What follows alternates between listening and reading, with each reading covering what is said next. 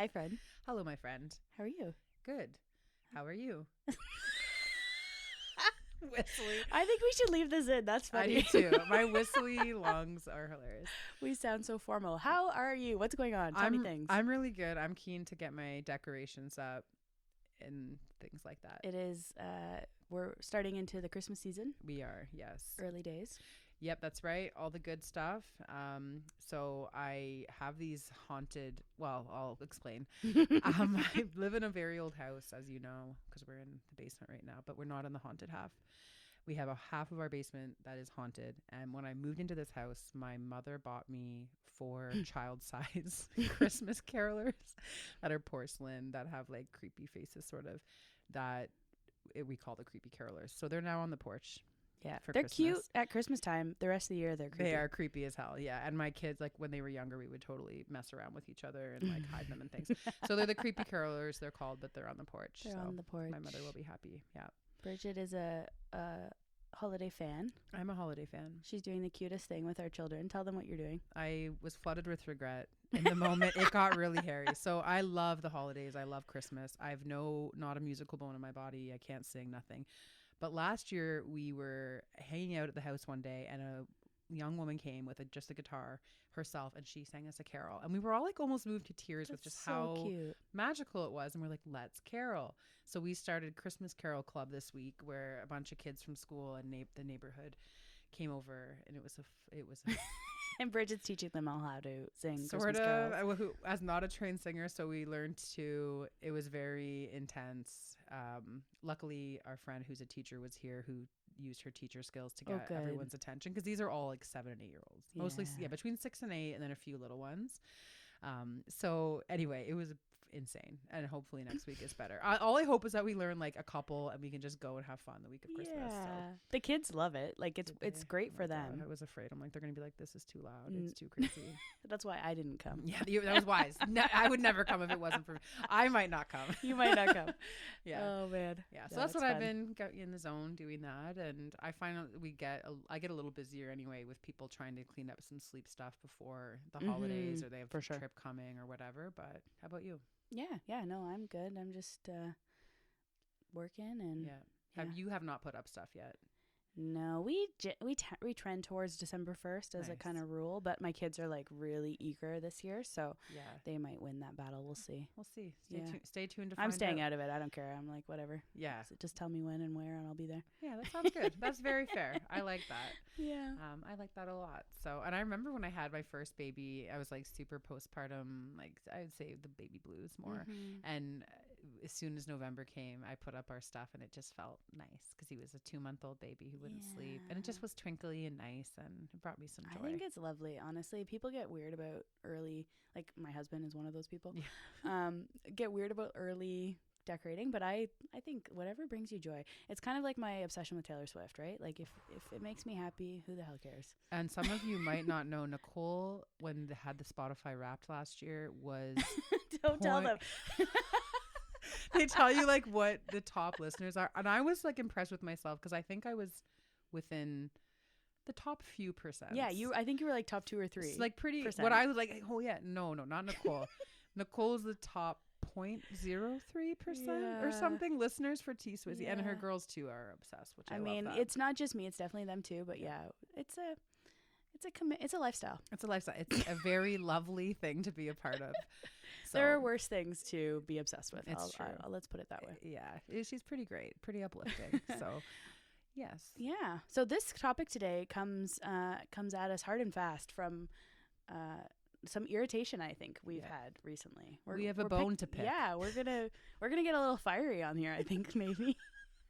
I think so, and it's a common theme. And some you go a couple weeks without hearing about this, but just yesterday Nicole had a call. Yeah, this is, I mean, honestly, a huge percentage of the people that we work with say the same thing to us.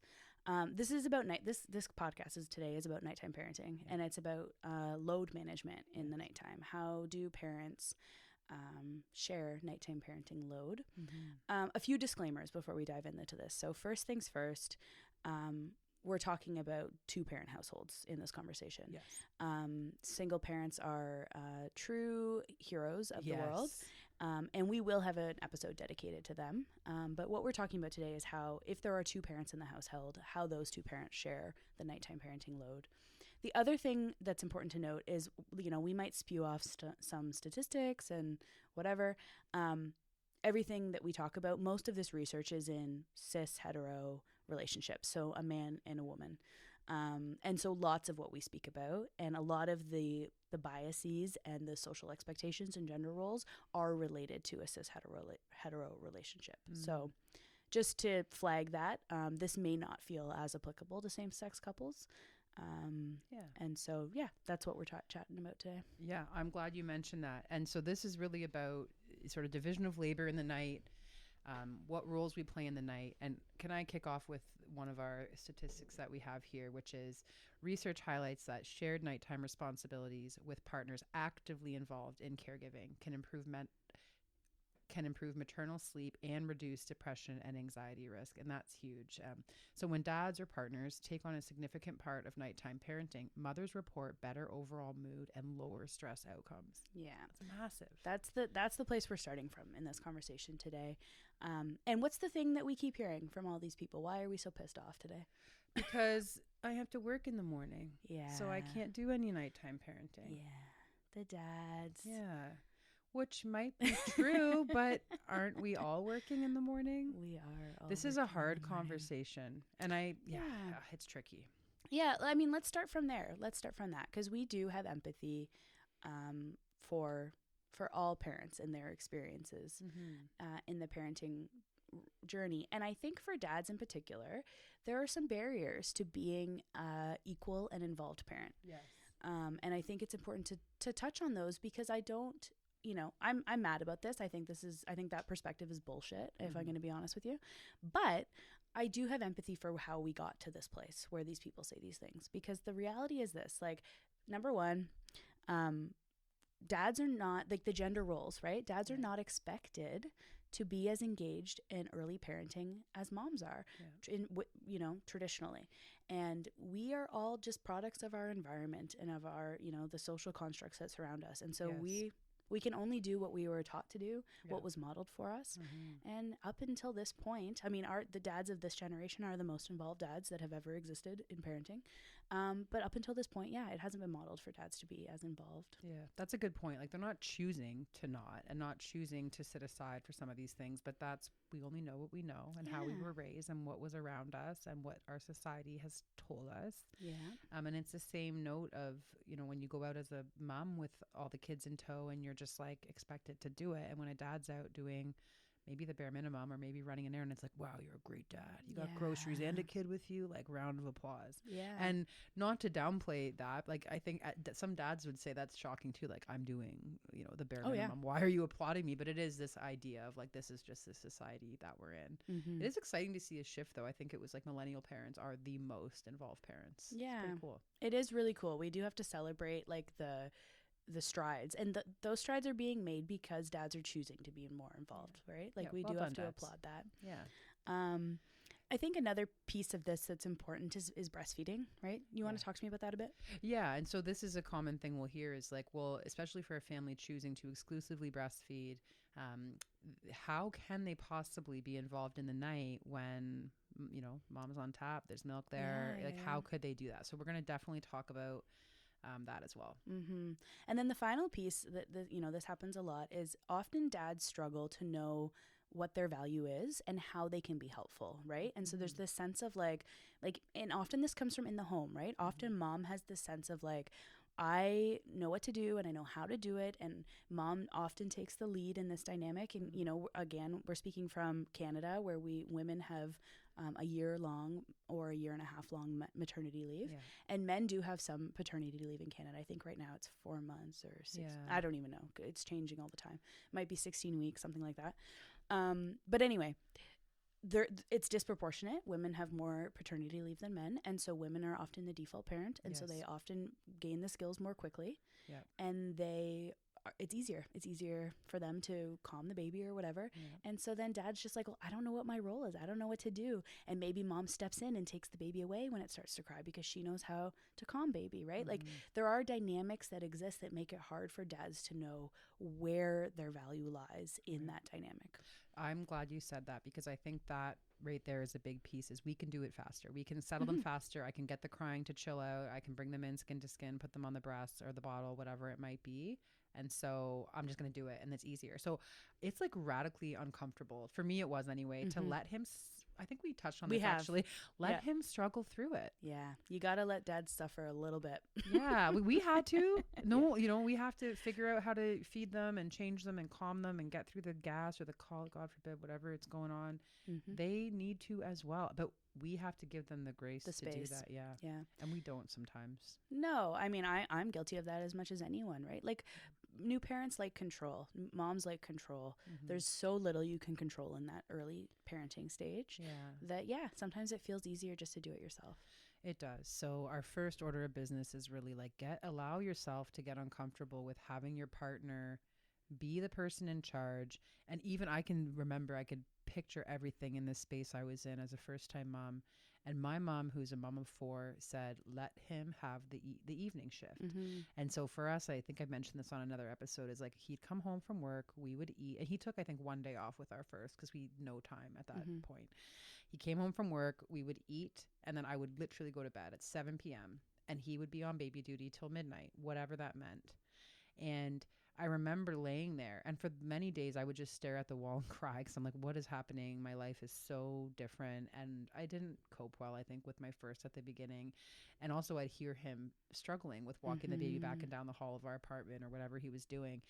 And it would be tempting to get up, but learning to sit through that and find the space to be, you know, in a room, not having to interject myself, let him fumble his way through it so that he can figure it out. And holy shit, he did. Yeah. ×3. Yeah.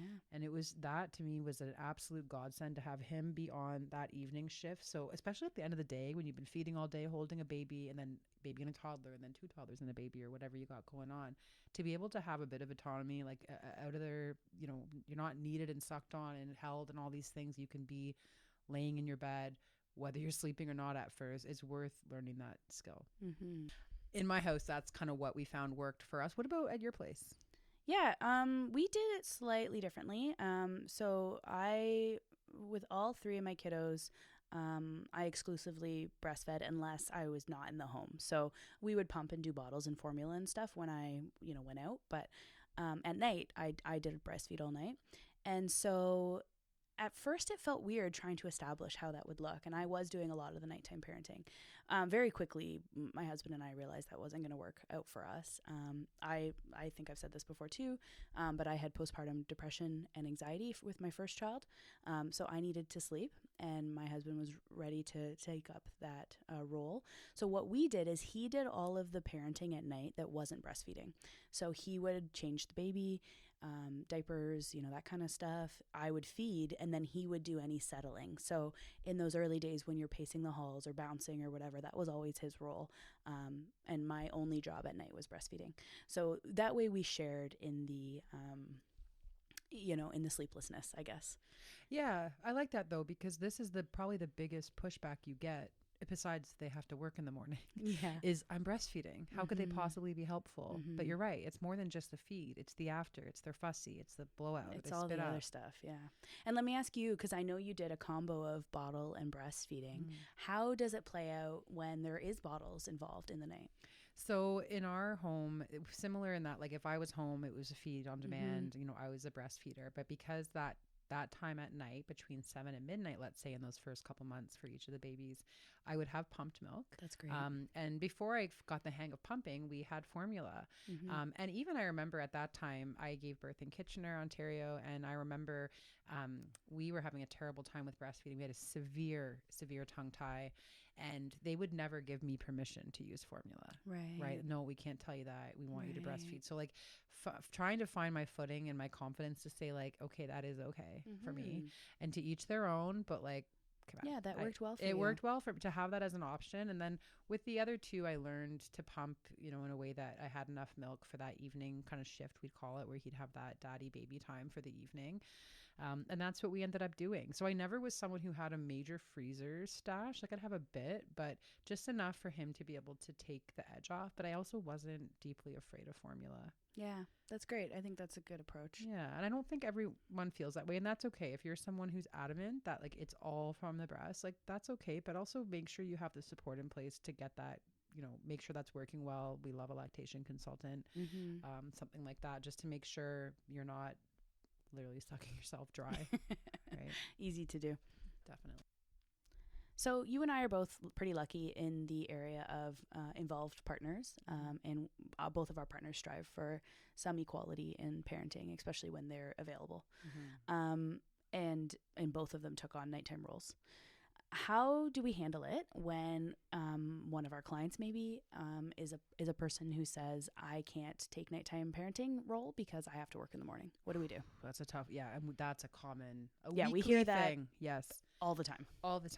I'll start by saying, for my partner, he didn't default into that. That was a hard conversation of like, I cannot do this alone. Yeah. And my friend's dad called it the daddy talk. And sometimes like the first few days or weeks or even months, so much has changed for us as moms as we adjust to having this new baby. And it doesn't always look that way for the dad. And in our home, like he trotted to work. I mean, like I think we had the baby Sunday. He was at work on Wednesday. Right. It was Thanksgiving Monday. Right. Tuesday was his day off he took and back to work Wednesday. So he drove to work like usual. Had a lunch break, all these things. And so for us, it wasn't a natural thing. It was definitely a hard conversation, fumbling our way to find our footing with it.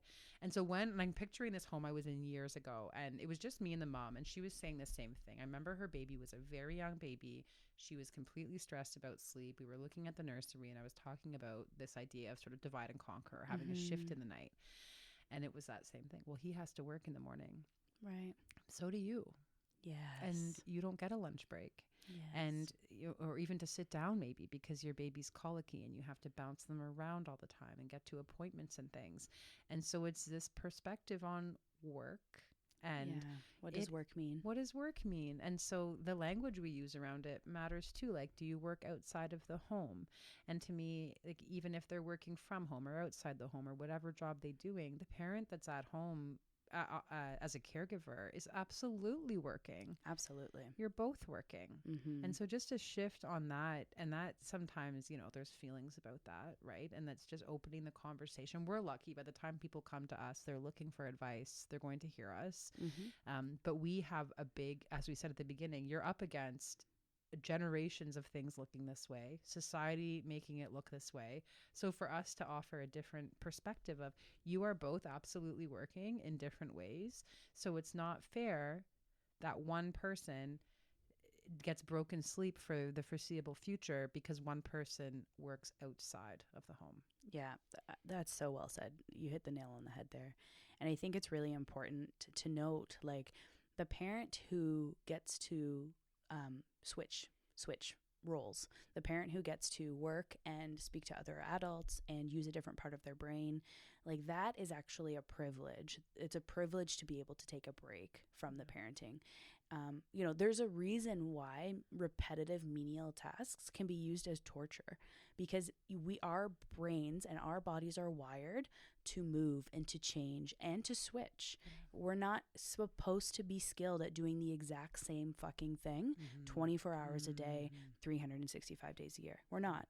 And it's painful. It really does have significant impact on the mental health and the physical health and the well-being of the parent who doesn't get to switch.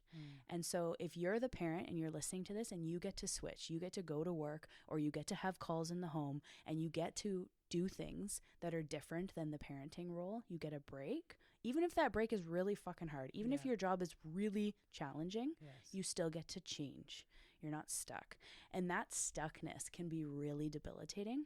And so please recognize the privilege that you have to leave the house. And your partner who stays home is granting you that privilege by caring for your child so that you can work. And that is the lens that we need to be carrying when we start talking about nighttime sleep. Oh, I love that. I think that is so wise, because in the moment it can feel like, oh, well, they're going to work and I'm just at home. Well, no, like your you're literally keeping a tiny human alive with your body. You're on broken sleep, often recovering from childbirth yourself, depending on what point you're at, you know, postpartum. Yeah. Like it's a hell of a lot. It's a lot. It's huge. And I want to tell a funny story here because this is heavy. This is a heavy topic. But my husband has the most hilarious story about being a parent and being sleep deprived at work. And so his whole thing, so he went to work, like I think he stayed home, I don't even know, a few weeks, probably 3 weeks maybe, with each of our kids, and then would go to work, and I'd be home, but he would be doing all the nighttime parenting with me. So he would get broken sleep and then go to work, and I would get broken sleep and I would stay at home and work. And at work one day he was sitting and he was in like kind of a position of power over a group of people, and there was someone new who was new to his team, and they were all sitting together for lunch, and he was just kind of like shoveling food into his mouth like mindlessly, like he was exhausted, and I'm sure he looked like very tired. And so, you know, this new person sits down at the table and, you know, they say hello, he introduces himself, and they're kind of like chatting, getting to know each other, and this new person talks about, oh, like I have, you know, me and my partner live together, like we're child free by choice, you know, we just got back from traveling. And Corey's familiar with the term DINK. Do you know the term DINK? Yeah. So it's double income, no kids, right? Yeah. And so he just like in the middle of like shoveling food into his mouth, hasn't said a single word in 20 minutes, looks up and goes, let me tell, it's such a stupid thing. He looks up at the guy, he goes, yeah, you're a real dick, eh? And he was trying to say DINK, double income, no kids, or something like that. But he just was exhausted and called this new like direct report a dick. And then his colleague like swatted him and he was like, oh my God, I'm so sorry. That's not what I meant. I'm very tired. I'm sleep deprived. From my baby. I meant double income, no kids. You're a real dick. It kills me. Oh I love that story. So yeah, it sucks. It sucks to fucking work tired. It sucks to be home tired. It sucks to be tired. But like, if you're going to have a baby, pull up your fucking socks. Yeah, that's right. That's exactly right. And this is also why we're so adamant about like making powerful changes around sleep when the time is right, and depending on their age and all these things, to get sleep back in order, because it is so like catastrophic. It's so hard on everyone. Yeah. And it can go on for so long. But that fourth trimester, those first like 3.5 months, there's only so much you can do. And nighttime parenting, I think you had said in one of our newborn documents, like the only constant is change, it's shifting. Yeah. And so to be ready and have someone on duty, you know, making sure that everyone's getting cared for, that matters a lot. And to do it alone is just, that's a heavy thing. So sometimes you just got to kind of, as you say, pull up your socks and just just do it. It's, you know, I don't want to be the person who has rose view glasses and says like, it's going to go by so fast. You better. Truly, though, it does go by quickly. So if for 3 or 4 months or whatever time frame you find is useful for you, you have these shifts, this divide and conquer going on, like that could be the difference of like the post, like how the outcome is for mom. And this is a really important point, and I cannot stress this strongly enough. The connection between sleep and postpartum depression and anxiety and postpartum psychosis is strong. So a person is 3.5 times more likely to suffer from postpartum depression and anxiety if their sleep is significantly disrupted. Yeah. So what does that mean? If you're a dad and you're listening to this means that if your wife is struggling with postpartum depression and anxiety, which is a real mental health diagnosis, it often requires medication and therapy for treatment.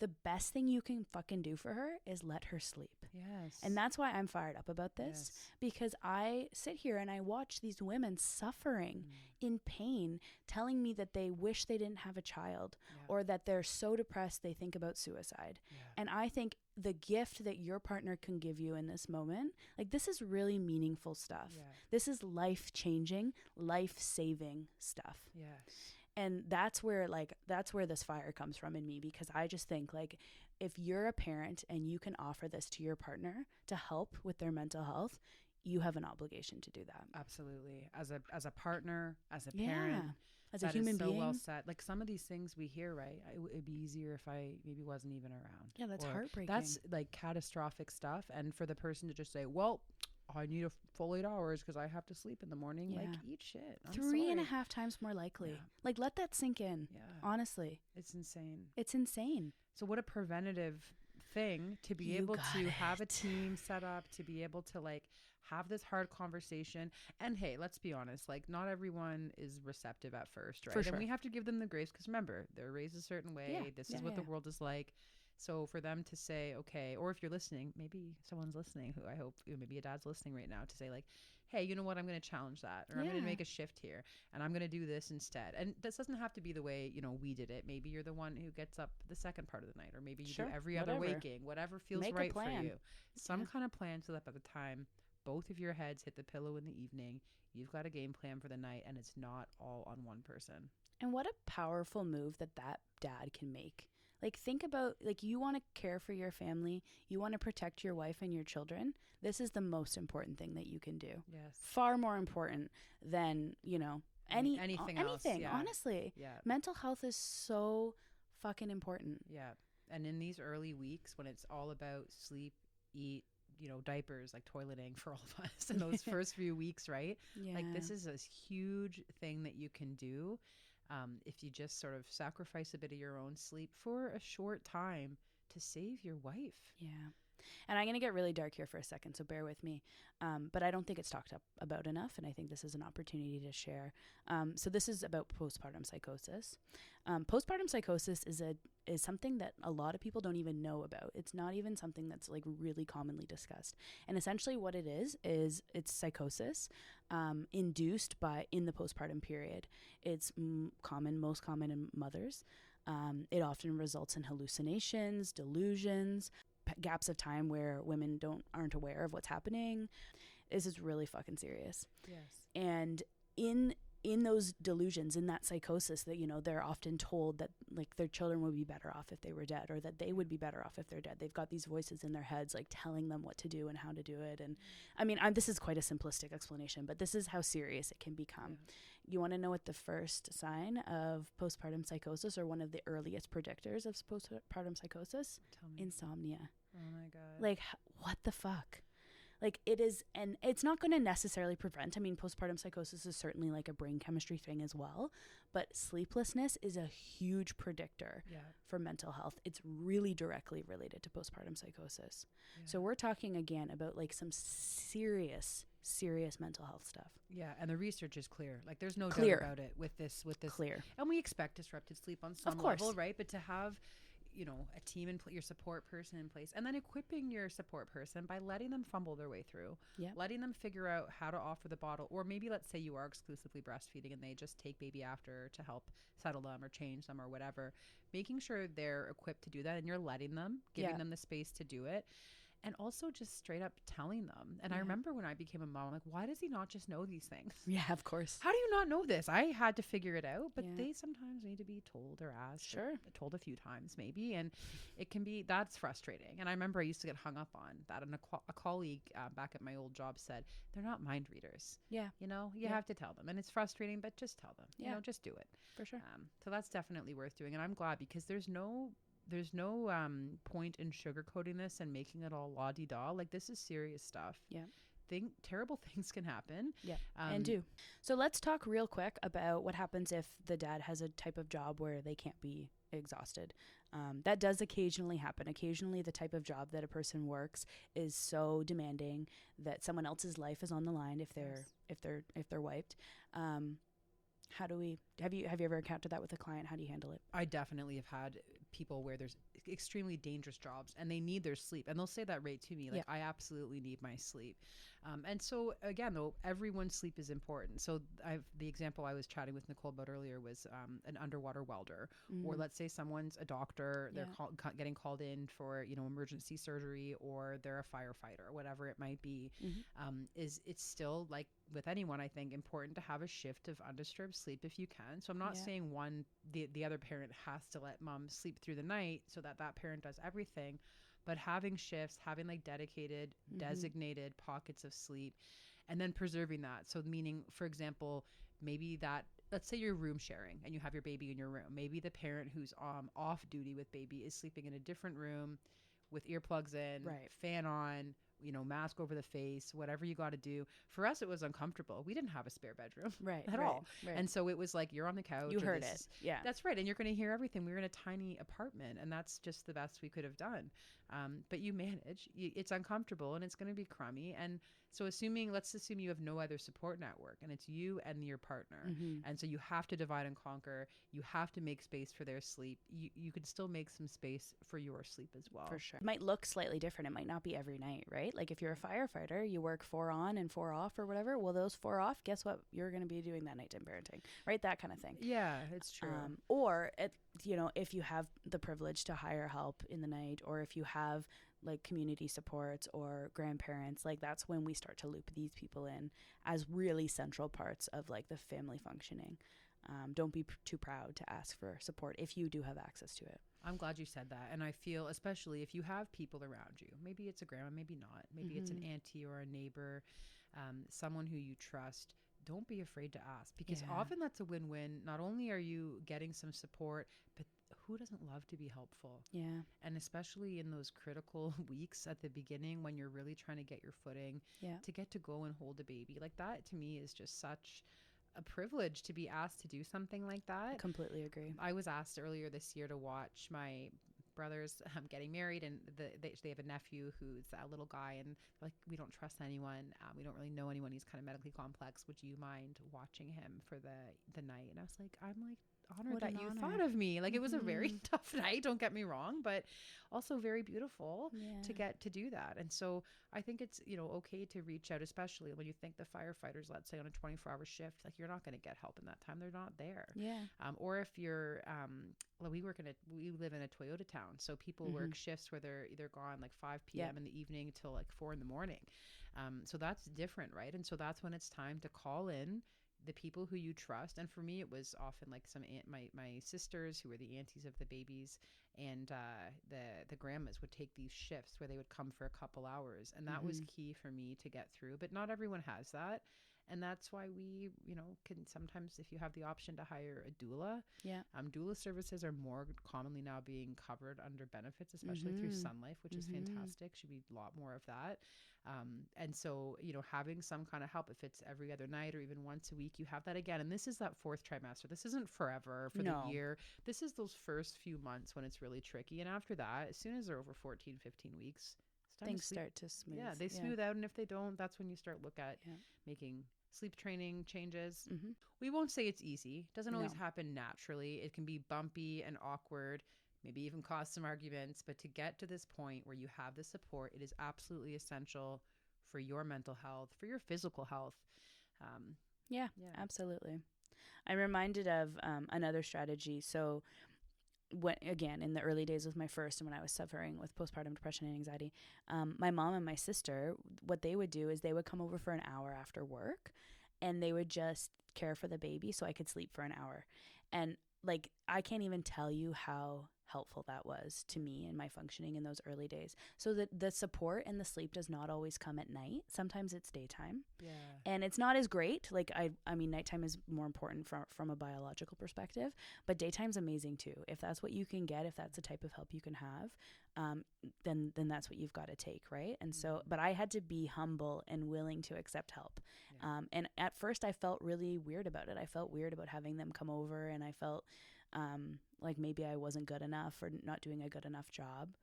And over time I've learned that, like, it was a strength in me to ask for help and to receive help from them when I was struggling. So I hope somebody hears that and recognizes their own strength if they do ask for help. I love that. And that's so true, because we'll sometimes be like, I'm not enough. Why can't I do it? My mom could do it. My friend can do it. She doesn't need any help. What's wrong with me? But it is a strength to ask for help. And it's a different kind of sleep, whatever time of day or night it is, when you lay down and know that you're not on call. Like when you lay down for that hour your mom came by or sister came by, and you can lay there knowing like no one's going to pull at you. Because isn't it a crappy feeling when you lay down, you're like trying to fall asleep, and then your baby wakes up? And that was always it for like the short naps, right? Like you finally get to sleep, they're awake 20 minutes later. So to have someone else there, whatever time of day, I think is just a beautiful thing. I agree. What would a benefit be, like all this other stuff aside, which is huge?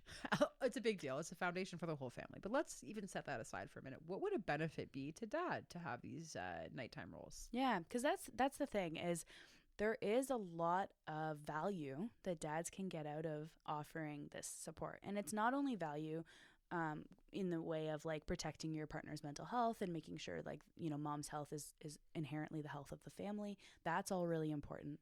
But also dads get an opportunity to bond with their kiddos in a really unique way when they're doing that one-on-one parenting. And that's really important. Like that bond can start early if we allow it to. Yeah. I like that. Figuring them out, feeding them, having that skin to skin or that closeness together, that together time is the beginning of what blossoms into a beautiful relationship. And so it doesn't, not to sound old timey, but it's not like when they can throw a ball and we go play catch with the kid. And I think dads now definitely are not like that, but it begins so early on, and then becoming familiar with how to deal with a fussy baby. How do I change a blowout or these sorts of things? And like, they're amazing at it if we give them the chance. Absolutely. And it's establishing trust, right? It's establishing dad's trust in himself, right? Because a lot of dads that we work with, they just don't trust themselves. They don't know that they have the capacity to do it because they haven't ever been given the opportunity or they haven't taken the opportunity. But yeah, like if dad practices and does a good job, like that's really good for their self-esteem and their belief in their ability to parent. And then as things get harder and the kids get more complex and the needs get more complex, the dads can understand how to care for them in a way that's helpful and meaningful. Yeah, how to respond, because they have this deep-rooted foundation that started in infancy, which is pretty profound. That's meaningful. Yeah. That's pretty. So all across the board, it's such a win to have that help in the night, to share the load in the night, however it looks for your family. It's helpful to protect mom. It's helpful for dad to have a good bond with baby. And if mom's doing well and dad's doing well, the baby's doing well. Yeah, I completely agree. So meaningful. You know what I think is also important to chat about quick is, we've said this in other episodes, but if you're only listening to this one, the number one outcome for predictor for kids' well-being is mom's well-being, right? Mom's happiness, mom's health. And so if there's no other motivation here, like we want mom to be well so that baby can be well. And it's really important and very directly related.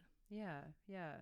And if you're struggling with that, reach out. Yeah, that's exactly. We have these conversations on a weekly, I won't say daily for me in this exact, but definitely weekly. Certainly weekly. At least a couple times to have these conversations and help navigate through it, because sometimes someone on the outside could be helpful to manage this, right? Or just even what to expect, even what this could look like. This is exactly what we're here for. It can be nice to hear this from a third party, right? If tensions are high or if this has been a source of conflict in your relationship, sometimes it's nice just to rope somebody else in so they can say it, right? Let us be the bad guy here. I'm happy to take that role. Absolutely. I could fucking talk about this for a lifetime. But no, like that's the thing, right? It is nice to hear it from somebody else who's not emotionally invested in the relationship. Yeah, and it's not like, and I know clearly in this episode we are on the mom side always. It sounds that way. We're very fiery. We're moms. We work with moms every day, and parents every day. But we will come in, of course, neutral and be able to share advice, because sometimes there are unrealistic expectations from one side or the other. And so our job is to really just get clear on that and help you come up with a way that will work well for your family. Thank you so much for listening. And again, if you have any ideas of things you want to hear more about or things you want to deep dive in, please share with us, because we would love to get into it. Have a great week.